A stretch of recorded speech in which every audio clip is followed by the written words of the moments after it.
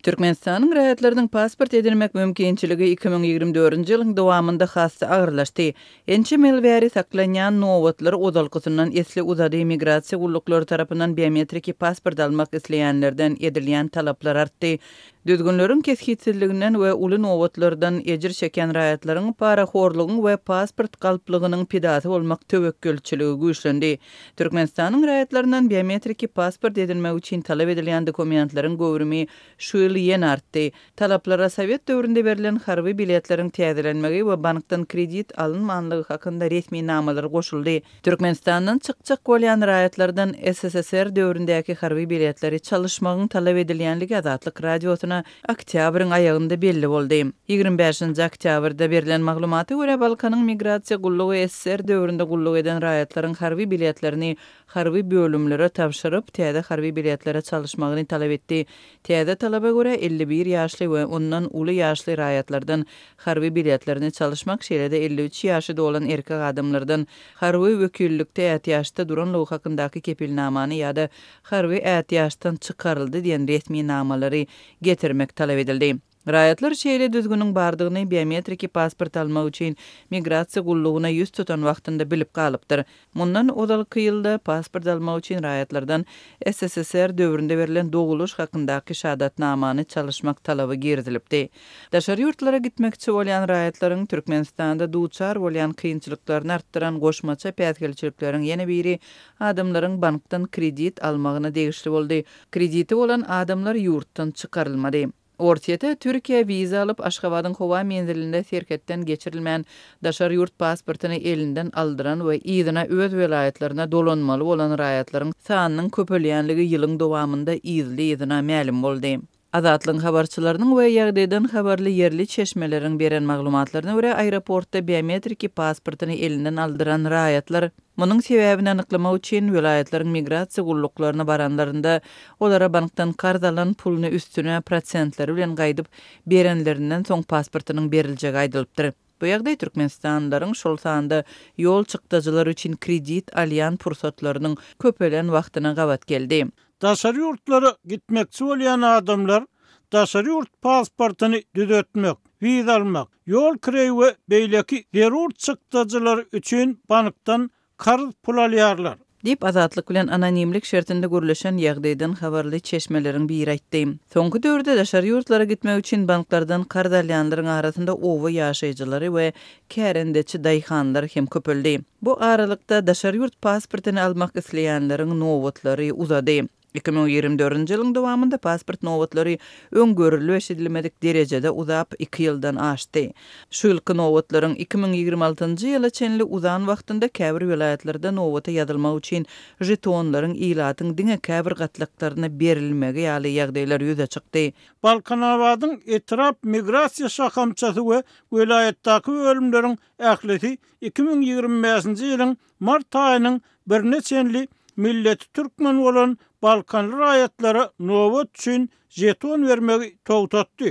Ýöne welaýatdaky etnik arlyk wekillerine zagran pasportlar üçin 2026-njy ýyl üçin nowat jetonlaryny berýärler. Dip Balkanly çeşmeleriň biri 3-nji oktýabrda habar beripdi. Azatlyk bilen anonimlik şertinde görüleşen çeşmeler bu ýagdaýyň etnik adlyklaryň wekilleriniň arasynda Türkmenistandan göçüp gitmek meýilleriniň artmagy we olaryň biometrik pasport almak üçin migrasiýa edaralaryna has köp ýüz tutmagy bilen baglydygyny habar beripdi.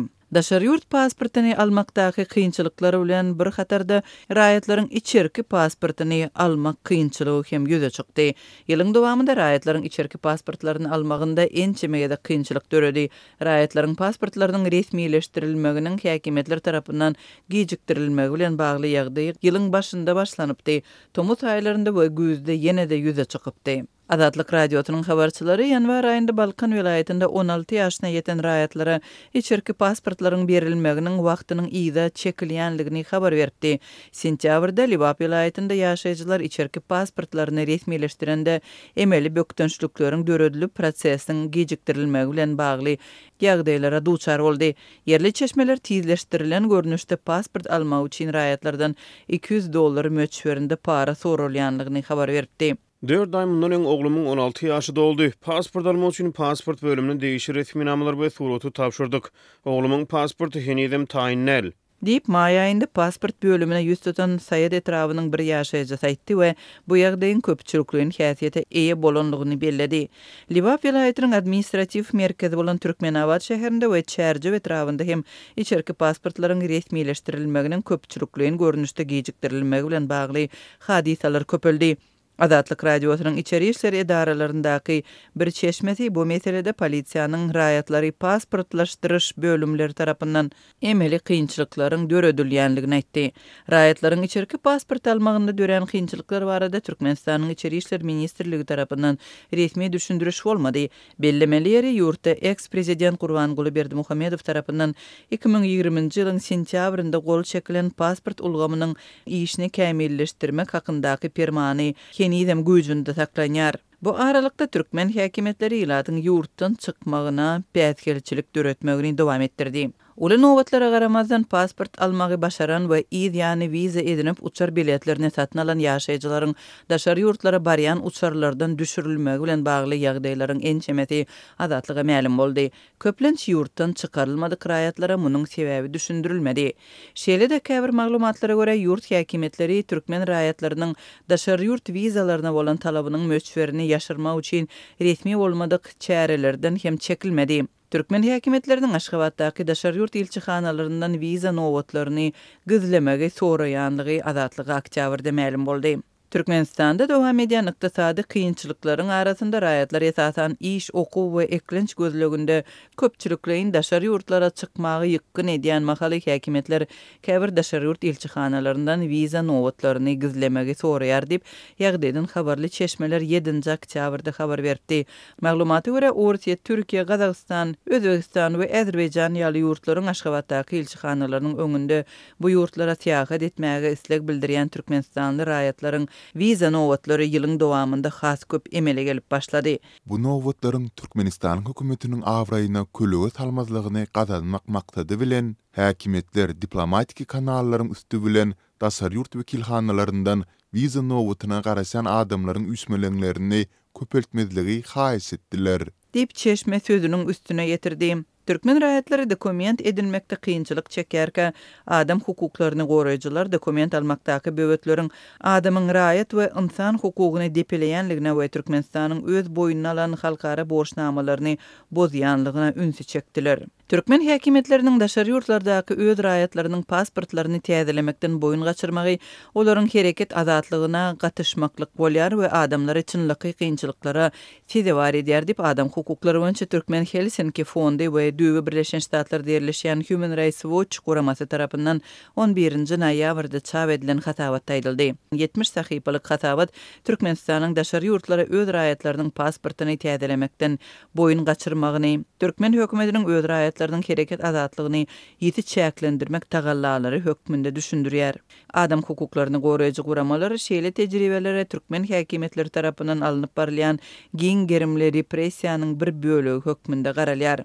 Daşary ýurtlardaky türkmenistanlylar pasportlaryny täzelemek üçin Türkmenistana dolananlarynda gaýtadan ýurtdan çykyp bilmezlik töwekkülçiligi bilen yüz-yüz bolýarlar. Sebäbi täze pasport almaklyk uzak wagty talap edip bilýär ýa-da türkmen hökümeti ýygyderli görnüşde adamlaryň daşary ýurtlara seýahat etmek erkinligine gatyşýar. Şonuň üçin adamlar pasportlaryny täzelemek üçin eger Türkmenistana dolansalar ýurtdan çykyp bilmez öýdüp çynlyky gorkýarlar we alady edýärler diýip Human Rights Watch guramatynyň Ýewropa we Merkezi Aziýa boýunça müdiriniň ornbasary Rachel Denver Adatlyk radiosyna beren interwýusynda aýtdy.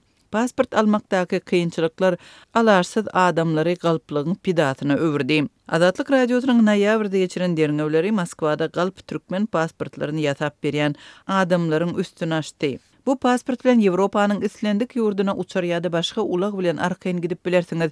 Ýöne bu pasport bilen diňe Türkmenistana gidip bolmaýar diýip Telegramda galp türkmen pasportlaryny resmileşdirmekde hyzmatyny hödürleýän hemde özüni Özbegistanly Begzot hökmünde tanıştyran adam ýazdy. Daşary ýurtlarda wagtlaýyn ýa-da hemişelik ýaşaýan türkmenistanlylar pasportlarynyň möhletini uzaltmak üçin Türkmenistana dolanmaga mejbur bolýarlar. Olar ýurda dolanan halatynda häkimetler tarapyndan eden etdilikli ýagdaýda gaýtadan ýurtdan çykarylmazlyk howpy bilen $100 dollarlar şeýle-de täze pasport edinmegiň möhleti udaga çeker. Köp sanly türkmenstanlylar şeýle howatyrlanmalaryň arasynda bikanun ýagdaýda daşary ýurtlarda galmagyny taýlaýarlar. Bolsa bikanun migrantlary iş we okuw mümkinçiliklerinden ýa-da saglyk hem beýleki hyzmatlardan mahrum edýär.